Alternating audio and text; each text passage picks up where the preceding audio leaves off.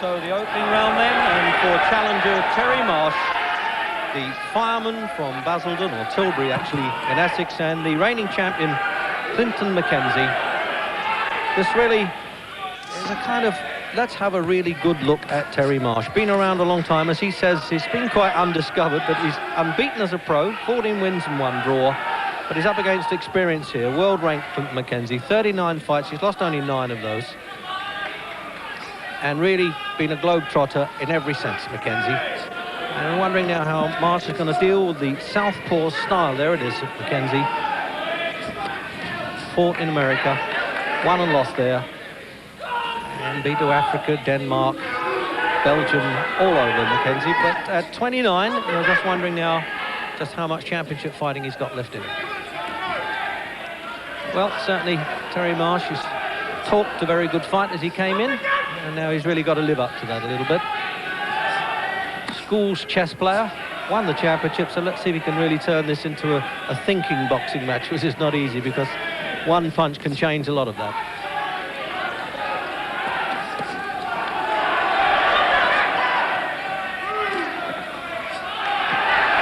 Well, certainly Marsh's straight punches now has already fathomed out the right-hand forward style of McKenzie. He's caused a lot of upsets in his amateur career. Defeated Joey Frost and was very angry that he wasn't sent to the Moscow Olympics instead of Frost. Defeated Chris Pyatt in the ABAs, and he won 3 ABA championships and appeared in 5 finals. But all those statistics now are really somewhat meaningless, really, because it's all about styles and will on the night, and the man who's fittest and with the will to win, and of course the skill then that comes from both of them.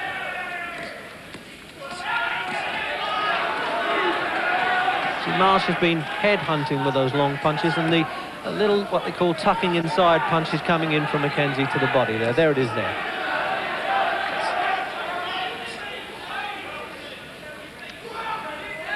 Looks as though the pattern set Jim Watt for McKenzie to do a bit of counter-punching with this fella. He's doing most of the leading, Marsh, isn't he? Yeah, well, I was thinking the fight depended on if McKenzie could get close to Marsh. Well, he's getting close all right. It hasn't gone to work yet. It's early days in a 12-round fight. But we expect Marsh to do his best work in the early part of the fight and the early part of most of the rounds. But as I say, I don't think McKenzie's actually gone to work yet.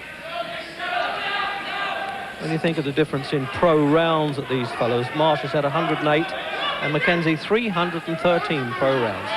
And is a bit of a record chaser because he's equalled the British title fights now of most British boxers, with the one exception of Henry Cooper, who's now had 10. This is his 8th championship fight. And it's really warmed up right at the start, and tremendous atmosphere here at Shoreditch.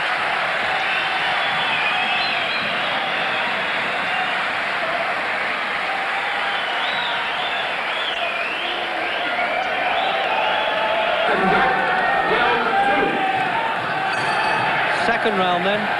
Remember, this is scheduled for 12 rounds now, the British Championship. They've chopped from 15 now for a few years. Of course, the WBC still run over the WBC 12 rounds. WBA still have the 15.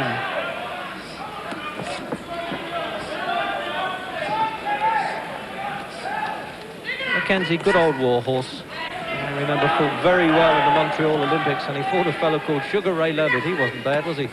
And he actually took him, by one judge, to a mere 59-58, McKenzie.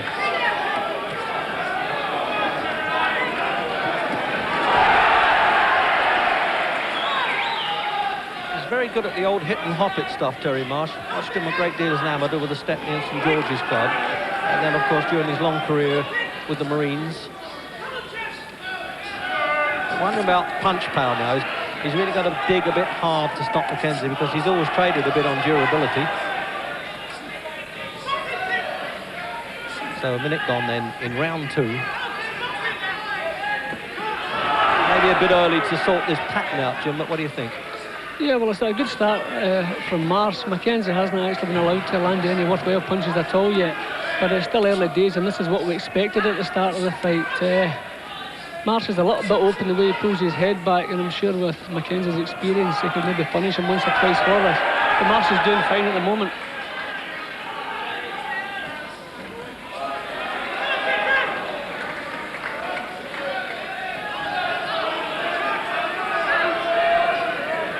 They may only be taps with Marsh with that left hand. I mean, but taps not to us, but to trained professional fighters.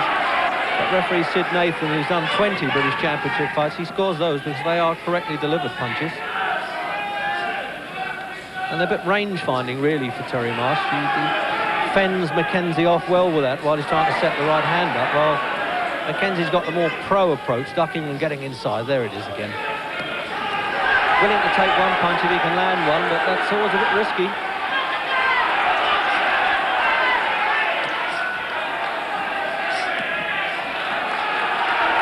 Jim, McKenzie just tending to fight with his face a little bit this round.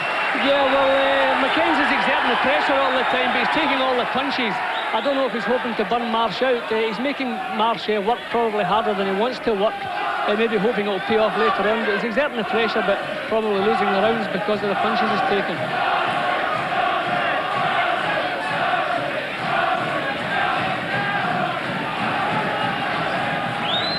An absolute bedlam here.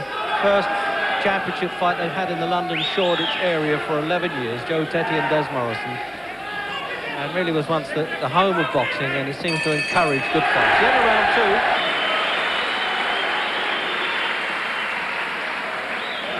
Well, very unmarked, like his actual record at the moment. He's only got one draw to blemish that with 14 wins, Terry Marsh.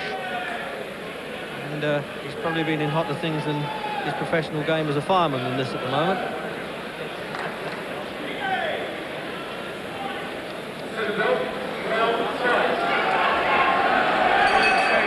Fifth round, and Terry Marsh, the challenger from Essex, ahead on our card. Remember, there's single voting here by referee. He shot that punch over the top of the lead. There was a half slip in it, but he did connect, and the referee quite waved play on.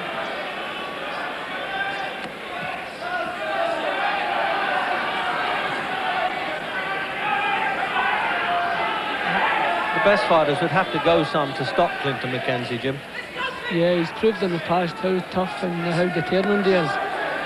But he's not really having much success against Marsh, and I wonder if he's becoming a bit frustrated himself. He's getting a bit bruised around the eyes, seem to be swelling a bit, McKenzie. Yeah, he's taking a lot of jabs on the top of the head and the front of the forehead. Really is a Chinese torture job there, isn't it, Marsh, where he keeps flicking that in. There it is there again, look. Sometimes he doubles it up just to confuse him a bit more.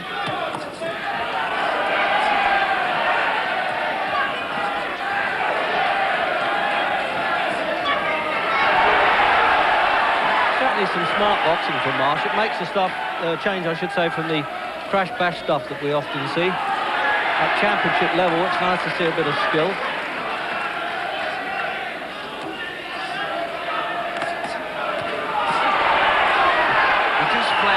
In there, I thought McKenzie caught him on the chin, Jim, didn't he? He looked as though he not go down, but as though he really felt that one. Yeah, I don't think he was actually hurt. It's just probably just a better shot than he expected.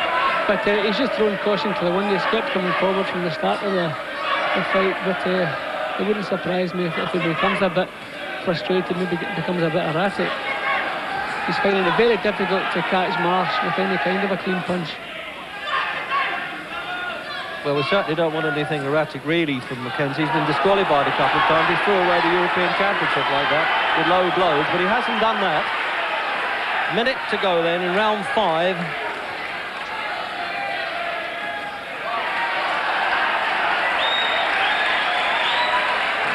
And it really is cauldron heat in this hall and atmosphere with 2,500 capacity.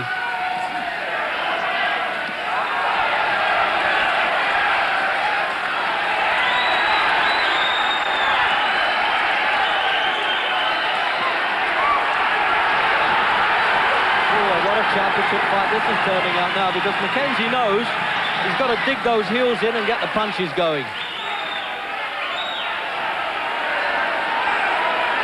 He's trying to take the play away from him, Jim, but it's not quite working. No, it's not working. He hasn't put a dent in Marsh yet. Marsh is firing back at him, and he's still looking well. Just into the last 10 seconds of this round.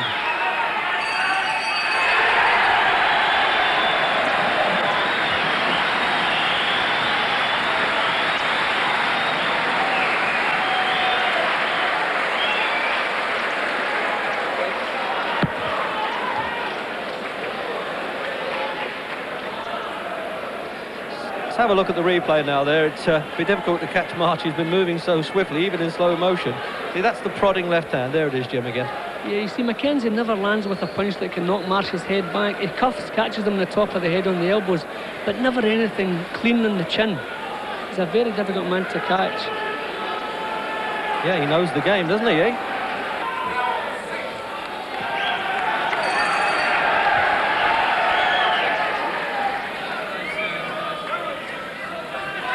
So round 6 then. And getting up toward the halfway stage of this light welterweight championship at 10 stone. With Terry Marsh, the challenger, undoubtedly ahead. And seemingly that McKenzie and certainly his cornermen know. And for the second half of this fight, he's got to do this now. He's got to pile on, try to bring the guard down. And I'm surprised really that Marsh is letting himself be propped there, Jim. Yeah, I don't think he can get away at the moment. But he's looking all right, he's firing back all the time, and he's pulling his elbows in to take the strength out of the body shots. He's doing all right. I tell you what, I think he won that Commander medal for survivors courses.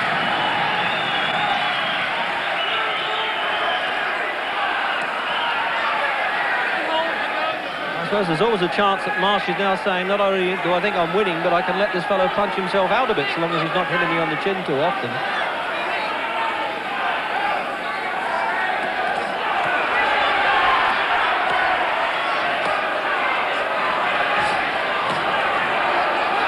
I think McKenzie's corner have probably told him to work to the body because he's had no success at all going for the head. So I see for most of this round he's been throwing punches behind the elbow, trying to land down on the ribs. Yeah, and you can just spot that redness around Marsh's rib, particularly the left side. Yeah, well, I think he's probably twigged he's not landing cleanly on the head, so that they've switched targets to try and tire Marsh out of it. Now you're wondering whether one punch can turn the whole fight around.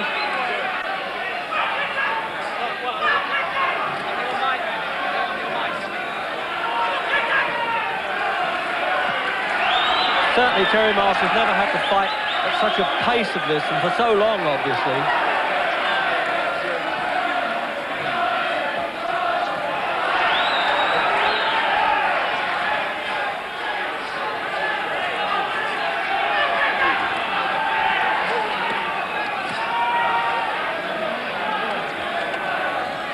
Do you think maybe now Marsh has sampled McKenzie's better punches and hasn't got too much fear there? It's just got his own stamina, eh? Well, he's still been very careful, and he still has a good defence. McKenzie's throwing a lot to the body, but Marsh has managed to catch him on the elbows. So probably the work McKenzie's doing is doing him more harm than Marsh, because they're not landing cleanly.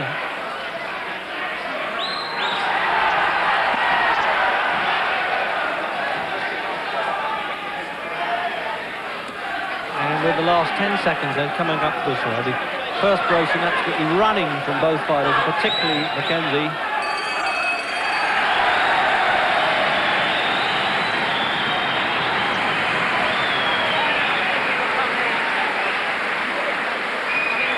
He really hasn't changed his expression at all, Terry Marsh, and only Fossey seems to be well satisfied with his man's work. He hasn't even got time to give Mandy from Hackney a glance with the round boards.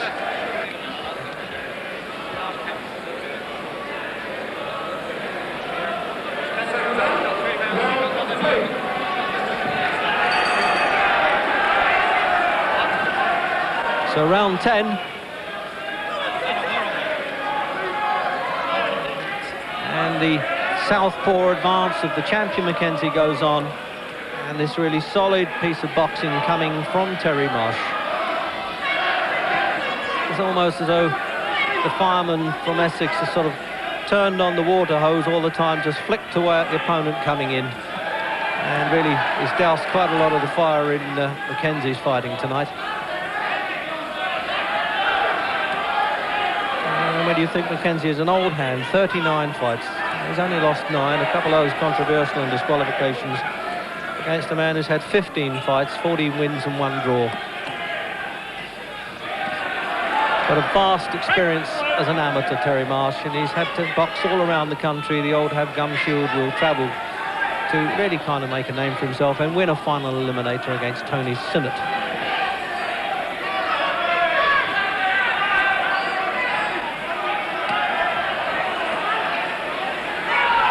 couple of family men here trying to be the breadwinners here and take home to the wife and kid. Remember, they're boxing for £17,800, shared 60-40 champion and challenger, but if Marsh can come up with it, it'll be his turn next time up.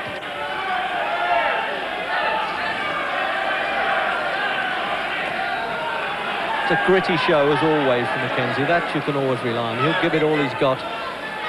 If he's going to lose the championship, he'll go out fighting like a champion.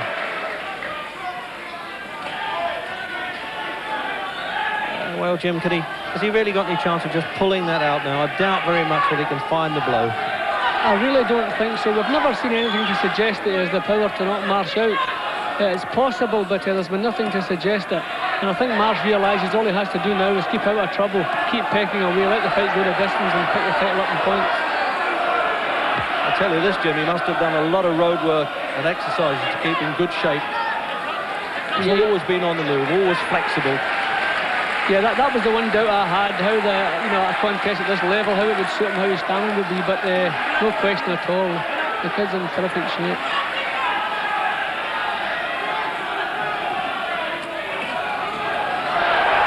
Well, I don't know whether in 30 seconds left of the round whether Marsh wants to slug it out. It might be a bit foolish, Jim. Well, Marsh has made more mistakes in this round than he has in the whole fight up till now, so if he's going to change his mind and change his approach, he could run into trouble. He's making mistakes, but his reflexes have got him out of it earlier on in the fight. Yeah, but he's doing enough to get over the mistakes, isn't he? You see, that's what it's about. Look.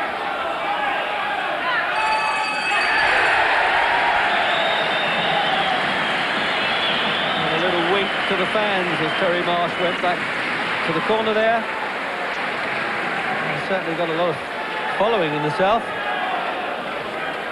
And as he says, I come from Stepney and Basildon. I've got the equal amount of fans in both places. So say that I'm from both places. Well, I've followed this fellow around quite a bit around the world, and he really does look, I don't know about distressed, maybe that's the way he always acts in the corner, but he looks as though he's blowing hard, doesn't he, Jim, to say the least? Yeah, without a doubt. Well, he knows he's got his back to the wall there, McKenzie here. Marsh just wants to see the rounds out of the way and get the fight over with. Without taking any chances, but I think there must be a bit of panic in McKenzie's corner at the moment.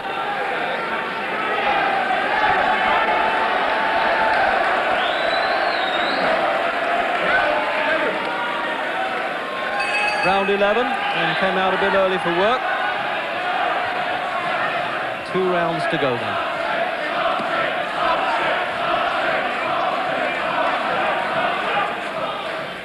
Sounded like there was a chance for Marsh and box him there. And that was a little bit shrewd of the fighting fireman at the back of the arena.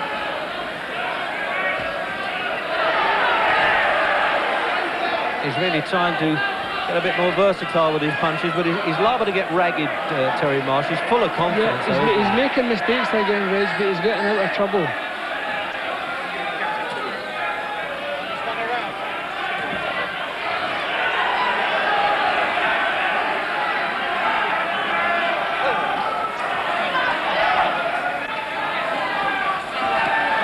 Marsh is standing his ground, and that's the last thing he should be doing at this stage in the fight, because this is where McKenzie must pull out everything he has left. You don't want to leave it to the last round. This is where McKenzie will really have a drive. Minute gone then in the 11th. And if McKenzie got lucky and tagged Marsh, I'll tell you, there's still enough left in him. He's still an old champ and pro at heart. But it's all a very tiring and battering uphill battle for McKenzie.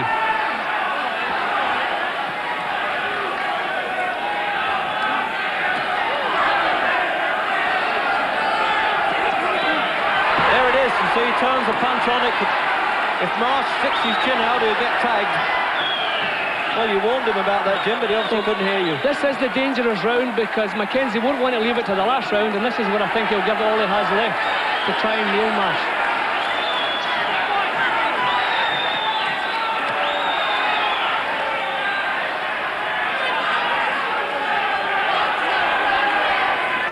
Minute to go, and then of course the 3 minutes of the last round. What a great battle it is too. It really is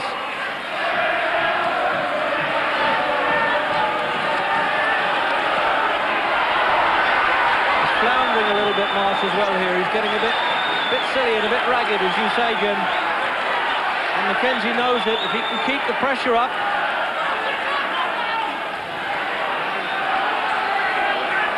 There's a bit of blood showing. It looks as though it's from McKenzie's left eye, Jim. Yeah, it looks like a cut. Well, they've gone well all this long without getting cut at all.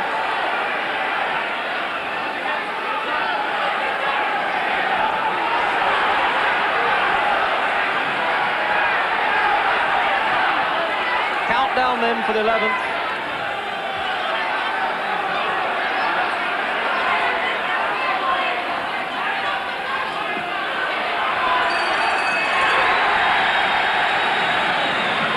Gesture to the crowd there, to Marsh, to say, well, I'm okay, I've come through a tough round there. And yes, there's the cut above McKenzie's left eye. George Francis now using the adrenaline pad in there and pressing hard as a coagulant, of course, and very experienced man at that. So he'll come out for the last round all right. But that certainly must be discouraging at that part of the fight, Jim, to come back to the corner at the 11th with a cut. Yeah, well, to be honest, I think he must obviously feel that there's no way the referee will stop this fight unless it was really a very bad cut. The corner will tell him that the cut's all right, but they'll send him out for a do-or-die effort. It's all McKenzie has left.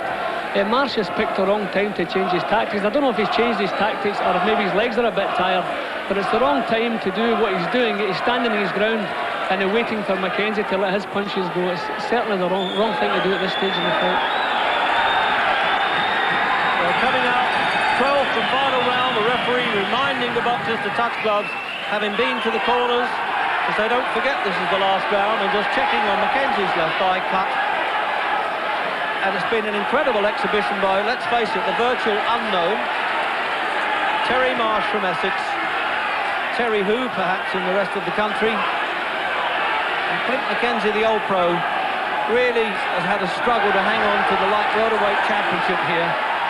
Jim, what my concern really for Marsh's tactics in the last few rounds, getting caught, with that smudge of blood around Marsh's left eye, may have come from McKenzie, or is he cut, Jim? If he's cut, it must be very slight because it's not bleeding, the blood's just sitting there. No, I think it's when they were in close, it must have come from McKenzie's eyebrow. Oh, the referee got caught at the back of them there. As McKenzie was going to the body, he's throwing everything. Crowd chanting away. With a minute gone in the last round, it's just to cut the atmosphere with a knife here. They'll go crazy when that final bell goes. And talk about call out the fire brigade for the fireman from Tilbury here, Marsh. I wouldn't be surprised if those lads don't jump to the ring. What a sensational finish. It's been a good, hard and clean fight all the way through. The skill coming from Marsh, who some of us wondered whether he could really last the course, whether he had the stamina.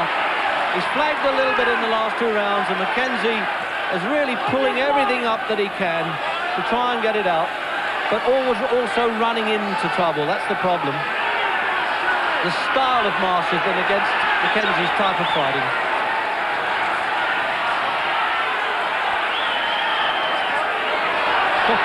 And he's still, we're past the halfway stage in the last round, and McKenzie, with a minute to go nearly, is really pitching in there with punches still. But Marsh, I think, getting some satisfaction out of trying to outfight him, Jim. Yeah, I just don't think he has the strength to move away anymore. I think he's just trying to grit his teeth and hang on for that final bell. He's taking some good shots, he's taking them. He is. Yeah, the left foot just wavered a bit there, didn't it? He needs to hang on, and he's fighting back. You won't see a better finish to a championship than this one. The crowd on their feet. Majority after Marsh. Two-handed stuff. What a gutsy show this is. 30 seconds left. Should he be doing this, Marsh? He should be hitting and running, I would have thought. But he wants to win that title and really be acclaimed a great champion. Another guy who's done it by moving and boxing alone. 15 seconds, the heads are bouncing like billiard balls in there. And we're into the last 10. It's too late for a knockout because the bell would interrupt any count. And Marsh definitely flagging, but managed to pump the arms away. It's all over. It's all over. And Marsh the winner.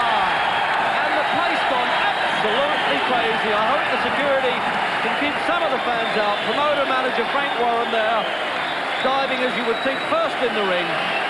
There was never really, Jim, much of a question about that decision, only perhaps his boys' tactics in the last round. Yeah, he took some chances in the last couple of rounds, but he must have realised by that time that McKenzie's punches couldn't trouble him. Either that or maybe his legs had gone and he didn't have the strength to move away, but he grit his teeth when he had to grit them, and he's come through and he's now British champion, so good luck to him.